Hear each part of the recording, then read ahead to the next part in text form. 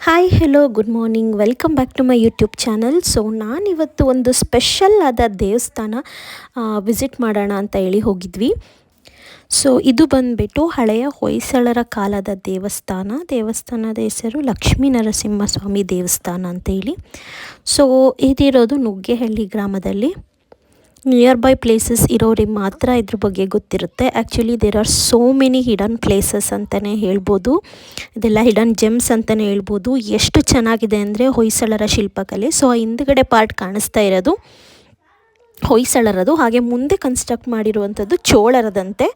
So ಇದು ಚೋಳರು plus ಹೊಯ್ಸಳರು ಆಳಿದ ಒಂದು ದೇವಸ್ಥಾನ ಅಂತ ಎಂದು ಪ್ರತೀತಿ ಇದೆ. ಸೊ ಇಲ್ಲಿ ಶಿಲ್ಪಕಲೆಗಳೆಲ್ಲ ಸೇಮ್ ಬೇಲೂರು ಹಳೆಬೀಡ್ದು ಹೆಂಗಿದೆ ಅದೇ ಥರ ಹೋಲುತ್ತೆ. ಈವನ್ ದೇವಸ್ಥಾನ ಕನ್ಸ್ಟ್ರಕ್ಷನ್ ಕೂಡ ಸ್ಟಾರ್ ಶೇಪ್ ಮೇಲೇ ಕಟ್ಟಿರೋ ಅಂಥದ್ದು. ಸೊ ಇದೇ ಥರ ನಮಗೆ ಗೊತ್ತಿಲ್ದಿರ ಸುತ್ತಮುತ್ತ ಎಷ್ಟೋ ಪ್ಲೇಸಸ್ಗಳಿರುತ್ತೆ. ಆ್ಯಂಡ್ ಈ ಟೆಂಪಲ್ಗಳು ಸ್ವಲ್ಪ ಮುಂದೆ ಎಲ್ಲ ಹಾಳಾಗಿದೆ.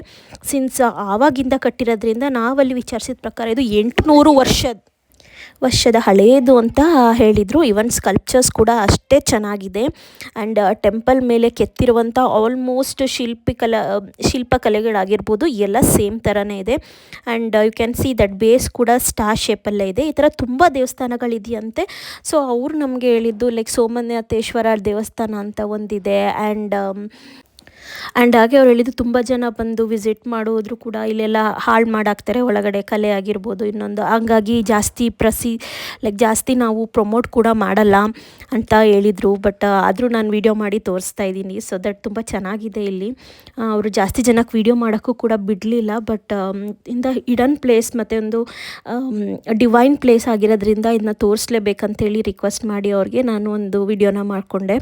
ಸೊ ಎಷ್ಟೊಂದು ಊರಿನ ಮಧ್ಯೆ, ಒಂದು ಗ್ರಾಮದ ಮಧ್ಯ, ತೋಟಗಳ ಮಧ್ಯೆ ಇರೋವಂಥ ಒಂದು ದೇವಸ್ಥಾನ ಇದು. ಸುತ್ತಮುತ್ತ ಕೂಡ ನೀವು ನೋಡ್ಬೋದು ಅಷ್ಟೇ ವಿಶಾಲವಾಗಿದೆ ಪ್ಲೇಸಸ್. ಆ್ಯಂಡ್ ಕೋಟೆಗಳೆಲ್ಲ ಕೂಡ ಹಳೇ ಕಾಲದ ಕಲ್ಲಿಂದು. ಆ್ಯಂಡ್ ಇದೆಲ್ಲ ಅಮೃತ ಶಿಲೆಯಿಂದ ಮಾಡಿರೋದಂತ ಹೇಳಿದರು. ಬಳಪದ ಕಲ್ಲಿಂದ ಕೆತ್ತನೆ. ಆ್ಯಂಡ್ ಒಳಗಡೆ ಗರ್ಭಗುಡಿ ಎಲ್ಲ ಏನಿದೆ ಅದೆಲ್ಲ ಅಮೃತ ಶಿಲೆಯಲ್ಲಿ ಮಾಡಿರೋದಂತ.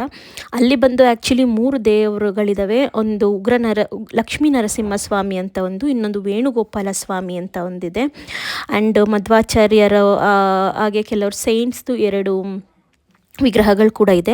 ಅದನ್ನು ಜಾಸ್ತಿ ಹೈಲೈಟಾಗಿ ಕ್ಯಾಪ್ಚರ್ ಮಾಡೋಕ್ಕಾಗಲಿಲ್ಲ. ಬಟ್ ಆದ್ರೂ ಒಂದು ಸ್ವಲ್ಪ ಮಾಡಿದ್ದೀನಿ ವಿಡಿಯೋ ತೋರಿಸ್ಬೇಕಂತೇಳಿ. ಬಟ್ ತುಂಬ ಚೆನ್ನಾಗಿದೆ. ಒಳಗಡೆ ಮಾತ್ರ ಅಷ್ಟೇ ಚೆನ್ನಾಗಿ ಪ್ರೀಶಿಯಸ್ ಆಗಿರುತ್ತೆ. ಆ್ಯಂಡ್ ಅಷ್ಟು ಜನರಿಗೆ ಎಷ್ಟು ಫೇಮಸ್ ಆಗಿ ಗೊತ್ತಿಲ್ಲದಿರೋದ್ರಿಂದ ಜನ ಕೂಡ ಜಾಸ್ತಿ ಇರೋದಿಲ್ಲ. ಆ್ಯಂಡ್ ಆರಾಮಾಗಿ ಟೈಮ್ ಸ್ಪೆಂಡ್ ಮಾಡ್ಬೋದು. ಈವನ್ ಮುಂದೆ ಕನ್ಸ್ಟ್ರಕ್ಷನ್ಸ್ ಕೂಡ ಈಗ ನಡೀತಾ ಇದೆ. So this is the entrance basically.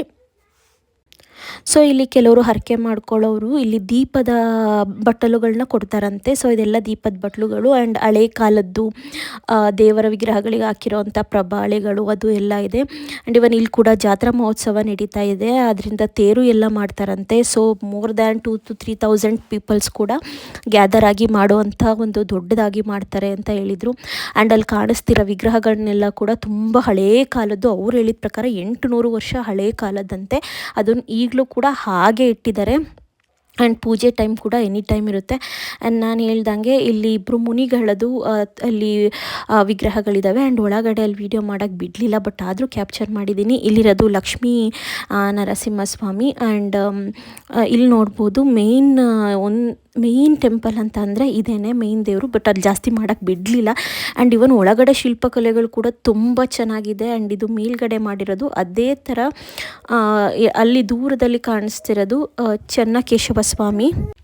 So Chennakeshava ಸ್ವಾಮಿ ಅಂತ ಹೇಳಿದರು. ಆ್ಯಂಡ್ ಒಳಗಡೆ ಕೂಡ ತುಂಬ ಪ್ರೀಶಿಯಸ್ ಆಗಿತ್ತು. ಆ್ಯಂಡ್ ಇವನ್ ಇಲ್ಲಿ ಅವ್ರದ್ದು ಶಾಸನ ಕೂಡ ಇದೆ. ಇದು ಯಾವ ಶಾಸನ ಅಂತ ಪರ್ಟಿಕ್ಯುಲರ್ ಆಗಿ ಗೊತ್ತಾಗಲಿಲ್ಲ. ಬಟ್ ಒಂದು ಶಾಸನದ ಒಂದು ದೊಡ್ಡ ಕಲ್ಲಿದೆ. ಅದರಲ್ಲಿ ತುಂಬ ಸಣ್ಣಗೇನೋ ಅಕ್ಷರಗಳಲ್ಲಿ ಬರೆದಿದ್ದಾರೆ. ತುಂಬ ಚೆನ್ನಾಗಿದೆ. ಆ ಶಾಸನ ಕೂಡ ಏನೂ ಮಾಡ್ದಂಗೆ ಇಟ್ಕೊಂಡಿದ್ದಾರೆ. ತುಂಬ ಇದೆ ಈ ಕಲ್ಲ ಮೇಲೆ.